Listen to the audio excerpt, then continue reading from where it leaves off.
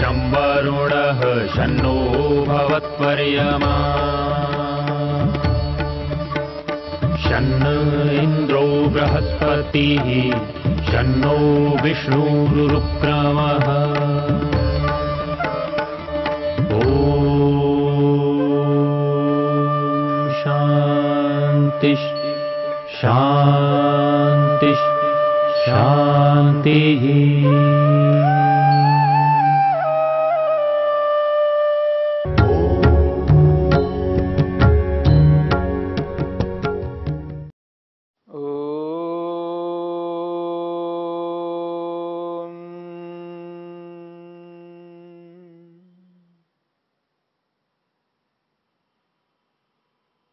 योग के साधन पाद को लेकर के विचार चल रहा है। साधन पाद का पहला सूत्र, तपः स्वाध्यायः ईश्वर प्रणिधानानि क्रिया योगः। तपः स्वाध्याय ईश्वर प्रणिधानानि क्रिया योगः। क्रिया योग को लेकर के बात हो रही है। क्रिया और योग, क्रिया योग, इन दोनों शब्दों को मिलाया है। क्रिया ही योग है। यहां पर क्रिया को ही योग बताया है, यानी कर्म को ही योग बताया है, कारण को ही कार्य बताया जा रहा है। क्योंकि ये जो क्रिया है, तप रूपी क्रिया, स्वाध्याय रूपी क्रिया और ईश्वर प्रणिधान रूपी क्रिया, ये कारण है और योग कार्य है। योग परिणाम है और वो कारण है, साधन है। पर यहां साधन को ही साध्य, साधन को ही कार्य के रूप में प्रस्तुत किया जा रहा है, इसलिए इसको क्रिया योग कहा है। ये तीनों क्रियाएं ही योग कहलाता है। तप, जिसे हम तपस्या कहते हैं। दुनिया में हर व्यक्ति तप करता है, प्रत्येक व्यक्ति सहन करता है। ये जो तप है, इस तप को तप इसलिए कहते हैं क्योंकि इस तप में सहन किया जाता है। किसको सहन किया जाता है? द्वंद्वों को। इसलिए महर्षि वेदव्यास ने तप की परिभाषा करते हुए तपो द्वंद्व सहनम कहा है। तपो द्वंद्व सहनम, तब उसको कहते हैं जो द्वंद्वों को सहन किया जाता है। द्वंद्व कहते हैं जोड़े को, जोड़ा, जोड़े को द्वंद्व कहते हैं, यानी ऐसा जोड़ा जिसमें दो होते हैं, दो दो चीजों का एक एक जोड़ा है। तो इन जोड़ों को जो सहन करता है उसका नाम है तप। और कैसे जोड़े? भूख और प्यास, भूख भी है और प्यास भी है, सर्दी भी है और गर्मी भी है, मान है तो अपमान है, यानी सम्मान है तो अपमान है, सुख है तो दुख है। ये जितने भी जोड़े के रूप में हमारे सामने हैं, इनको सहन करना होता है। और ये जो इनको सहन करना होता है, ये जो सहन करना इसलिए है क्योंकि बहुत बड़े फल को प्राप्त करना है, बहुत बड़े लक्ष्य को प्राप्त करना है। एक इतना ऊंचा प्रयोजन है व्यक्ति का, उस ऊंचे बड़े लक्ष्य को पाने के लिए व्यक्ति को यह सहन करना होता है। ये द्वंद्व है, चाहे सुख हो चाहे दुख हो, चाहे मान सम्मान हो या अपमान हो, सर्दी हो या गर्मी हो, भूख हो या प्यास हो, किसी भी परिस्थिति में व्यक्ति को इनको सहन करना है, इनको लेकर के दुखी नहीं होना है। और ये जो सहन किसके लिए? बहुत बड़े प्रयोजन के लिए, और वो बहुत बड़ा प्रयोजन अच्छा है, बुरा नहीं है, स्थायी सुख के लिए है और स्थायी रूप से दुख को हटाने के लिए है। स्थायी रूप से दुख को हटाना है और स्थायी रूप से सुखी रहना है। ये बहुत बड़ा प्रयोजन है मनुष्य का। ये मोक्ष को प्राप्त कर लेने पर, मुक्ति को पा लेने पर, आत्मा परमात्मा का साक्षात्कार कर लेने पर, समाधि लगाने पर, योग को अपने जीवन में उतार लेने पर यह संभव है। तो ये जो तप है, तप का अर्थ द्वंद्वों को सहन करना है। और जब व्यक्ति द्वंद्वों को सहन करता है अच्छे कर्म के लिए, अच्छे प्रयोजन के लिए, तभी यह तप कहलाएगा। यदि बुरे कर्म करने के लिए सहन करता है तो वो तप नहीं कहलाएगा। यदि चोरी के लिए, डाका के लिए या गलत कर्म करने के लिए व्यक्ति जब सहन करता है, तप करता है, सर्दी, गर्मी, भूख, प्यास, वो भी यदि सहन करता है, उसे तप इसलिए नहीं कहते हैं, उसका प्रयोजन उचित नहीं है, अनुचित प्रयोजन है। और अनुचित प्रयोजन से स्थायी सुख कभी प्राप्त नहीं हो सकता। अनुचित प्रयोजन से स्थायी रूप से दुख दूर नहीं हो सकता। इसलिए स्थायी सुख को पाने के लिए, स्थायी रूप से दुख को दूर करने के लिए व्यक्ति को सहन करना है, अर्थात तप करना है। और उसी स्थिति में व्यक्ति अंतिम प्रयोजन को, मोक्ष रूपी प्रयोजन को पूरा कर सकता है।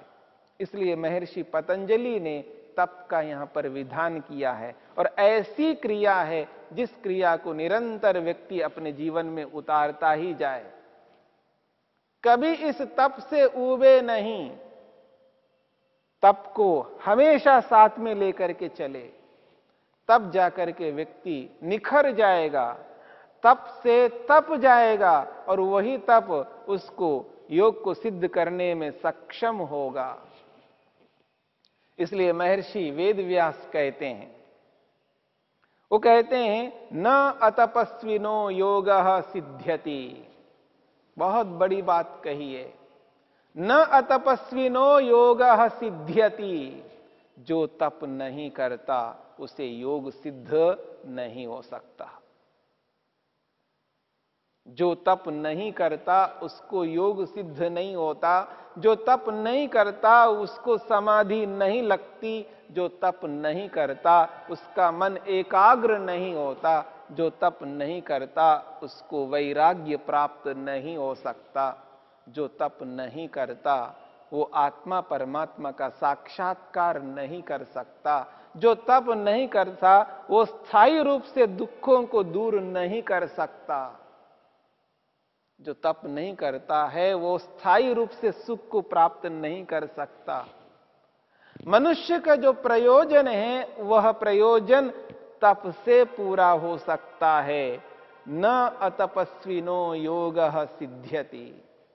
जो तपस्वी नहीं है, तप नहीं करता, उसको योग सिद्ध नहीं हो सकता। आज व्यक्ति तप को तप के रूप में समझ नहीं पा रहा है। उसको तप मान करके नहीं जीना चाहता है। वो जो धैर्य रखना होता है जीवन में, वो धैर्य समाप्त होता जा रहा है। व्यक्ति को तसल्ली नहीं है, धैर्य नहीं है। वो अपने आप को रोक नहीं सकता। उसको तत्काल परिणाम चाहिए, तत्काल फल चाहिए, तत्काल प्रतिक्रिया चाहिए उसको। इसलिए व्यक्ति सहन नहीं कर पाता है। प्रत्येक कर्म का फल तत्काल नहीं मिल सकता।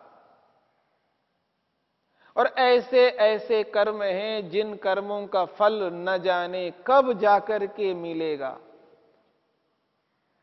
यदि इसी जन्म में 50 साल के बाद वो फल मिलने वाला है तो उसको सहन करना होगा, तप करना होगा, प्रतीक्षा करनी होगी। 50 साल तक प्रतीक्षा करनी होगी। 100 साल तक प्रतीक्षा करना पड़े तो 100 साल तक प्रतीक्षा करेंगे। और अगले जन्म के लिए प्रतीक्षा करनी है तो अगले जन्म के लिए आपको रुकना होगा, तब तक सहन करना होगा। एक जन्म के लिए नहीं तो 10 जन्मों के लिए रुकना होगा, 50, सैकड़ों, हजारों जन्मों के लिए भी रुकना होगा तो रुकना पड़ेगा। क्योंकि हम ऐसे ऐसे कर्म करते हैं जिन कर्मों का फल पता नहीं किस रूप में मिलने वाला है, ये फल देने वाला ही जानता है। क्योंकि हमारे प्रत्येक कर्म को जानने वाला भी वही है और उसका फल देने वाला भी वही है। यदि मैंने ऐसे कर्म किया है, उन कर्मों का फल यदि कुत्ता बनना हो तो इसी जीवन में, इस शरीर में रहता हुआ उसका फल मेरे को कैसे मिलेगा? मैंने कर्म ही ऐसा किया जो कुत्ते का कर्म है।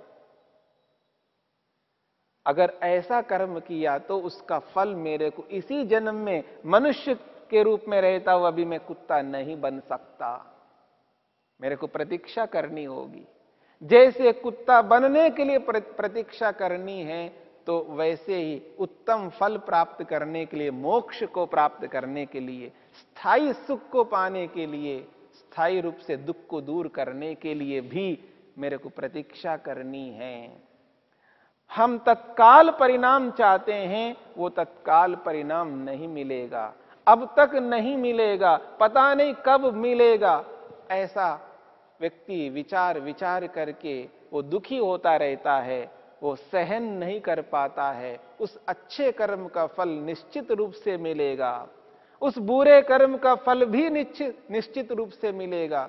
इसलिए इस बात को ध्यान में रख करके हमें चलना पड़ेगा। तप करना होगा, सहन करना होगा। जब किसान बीज बोता है तो उसको तत्काल उसका फल नहीं मिलता है। कोई फसल 6 महीने के बाद में प्राप्त होता है तो कोई साल भर के बाद में प्राप्त होता है। साल भर उसको सहन करना पड़ेगा, प्रतीक्षा करनी होगी। तो कोई फल 6 महीने में मिलता हो, कोई 1 साल में मिलता हो, तो किसी ने पेड़ लगाया है, पता नहीं उसके लिए कितने साल लगेंगे। 1 साल भी लग सकता है, 2 साल भी लग सकते हैं, 4-5 साल भी लग सकते हैं। जब वो बड़ा होगा, उसके बाद फल देगा, तब जाकर के उसका फल प्राप्त होगा उसको। तब तक सहन करना पड़ेगा। ऐसे बहुत सारे कर्म हैं जिन कर्मों का फल हमें सहन करना पड़ता है। उन कर्मों के फलों को प्रतीक्षा में रखना होगा, तब तक हमारे मन में वो शांति रहे, वो तृप्ति रहे, वो संतोष रहे, वो निर्भीकता रहे।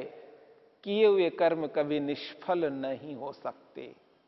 यदि हमने कर्म किया है तो उसका फल अवश्य मिलेगा, आज नहीं तो कल, कल नहीं तो कभी ना कभी मिलेगा। इस जन्म में भी मिल सकता है, अगले जन्म में भी मिल सकता है, अनेकों जन्मों के बाद भी मिल सकता है। तब तक प्रतीक्षा करनी होगी। पर अच्छे कर्मों को त्याग कभी नहीं कर सकते। मैं कब तक करता जाऊं, क्योंकि इसका परिणाम तो दिखाई नहीं दे रहा है, ऐसा मान करके उस अच्छे कर्म को त्याग नहीं कर सकते। इसलिए व्यक्ति को धैर्य रखना पड़ता है, सहन करना पड़ता है, और बहुत लंबा सहन करना पड़ता है। किसी के लिए कम सहन करना होता है, किसी के लिए उससे अधिक सहन करना होता है, किसी के लिए उससे भी अधिक सहन करना होता है। किसी को पूरा जीवन भर सहन करना होगा, किसी को जन्म जन्मांतरों तक सहन करना होगा। कब किस कर्म का फल किस रूप में परमात्मा देता है, ये परमात्मा ही जानता है। हम पूरा पूरा जान नहीं सकते, हां अनुमान अवश्य कर सकते हैं। इसने ऐसा ऐसा कर्म किया है अथवा कर रहा है या करेगा तो उसको ऐसा ऐसा फल प्राप्त होगा। पर कौन फल कब प्राप्त होगा बताना कठिन है। कुछ ऐसे कर्म करते हैं तत्काल हमको फल प्राप्त होता है, वो दिखाई भी देता है।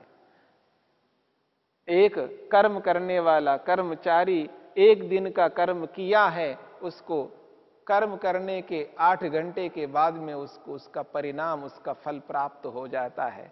किसी को सप्ताह भर के बाद में मिलता है, किसी को 1 महीने के बाद में मिलता है, किसी किसी को 3 महीने के बाद मिलता है और किसी किसी को साल में 1 बार भी मिलता है। अलग अलग स्थितियां हैं, अलग अलग परिस्थितियां हैं, अलग अलग समाज है। तो उनके ध्यान में रखते हुए, उन सबको ध्यान में रखते हुए उसका उसी रूप में उसको फल प्राप्त होता है, तो फल अवश्य मिलता है। हाँ, कोई मनुष्य फल देने में अन्याय कर सकता है। यदि मनुष्य अन्याय करता है, मनुष्य फल नहीं देता है, तो उसका फल ईश्वर देगा, पर फल अवश्य मिलेगा, अच्छा हो या बुरा हो। परंतु यहां अच्छे कर्मों के लिए तप करना है, यहां अच्छे कर्मों के लिए तप करना है, बुरे कर्मों के लिए तप करना नहीं है। और बुरे कर्मों के लिए जब व्यक्ति आगे बढ़ता है, बुरे कर्म करता है, उस स्थिति में उसको सहन करना पड़ता है, तो वहां पर भी सहन करता है, पर उसको तप नहीं कहा जाएगा। तप तो अच्छे कर्मों के लिए ही माना जाता है, और वो ही व्यक्ति को निखारेगा और आगे चल करके अपने जीवन का प्रयोजन को पूरा करेगा। इसलिए महर्षि वेदव्यास कहते हैं, न अतपस्विनो योगः सिद्ध्यति। जो तप नहीं करता है उसको योग सिद्ध नहीं होता है। और जिन लोगों ने योग को स्वीकार किया है, योग को अपनाया है, योग को अपने जीवन का साथी बना लिया है, तो उस स्थिति में उनको ये ध्यान रखना है, वो जो कर्म करेंगे, उन कर्मों को करते हुए जो कठिनाइयां सामने आएंगी, तो उन कठिनाइयों को तप मान करके सहन करना सीखना है। चाहे भूख हो, चाहे प्यास हो, यदि उस अच्छे कर्म करते समय वो जो भूख लग रही है, वो प्यास लग रही है, उसको सहन करना होता है। उस अच्छे कर्म को करते हुए कोई मान कर रहा है, सम्मान कर रहा है, तो सम्मान को भी सहन करना है। और अपमान करता है तो उस अपमान को भी सहन करना है। सर्दी को भी सहन करना है, गर्मी को भी सहन करना है। पता नहीं जीवन के इस दौर में जिस मार्ग पर हम चल रहे हैं, उस मार्ग में अलग अलग प्रकार की स्थितियां उत्पन्न होती हैं। उन स्थितियों में व्यक्ति को सहन करना सीखना है, और यही सीख, यही सहन शक्ति व्यक्ति को तपस्वी बना देगी। और वो तपस्वी बनकर तप करता हुआ अपने लक्ष्य की ओर आगे बढ़ करके ऐसा समर्थ होता है कि वो अपने लक्ष्य को हस्तगत कर लेगा, अपने लक्ष्य को प्राप्त कर लेगा। अपने लक्ष्य को प्राप्त करने के लिए ये जो तप है, ये अत्यंत अनिवार्य साधन है। इसी साधन के माध्यम से हम योग को सिद्ध कर सकते हैं। तप ही व्यक्ति को योगी बना सकता है, तब ही व्यक्ति को अपने लक्ष्य की ओर बढ़ा सकता है। इसलिए अतपस्वी योग को पूरा नहीं कर सकता है, योग को सिद्ध नहीं कर सकता है। केवल तपस्वी ही व्यक्ति योग को सिद्ध कर सकता है। इस बात को लेकर के चलना है।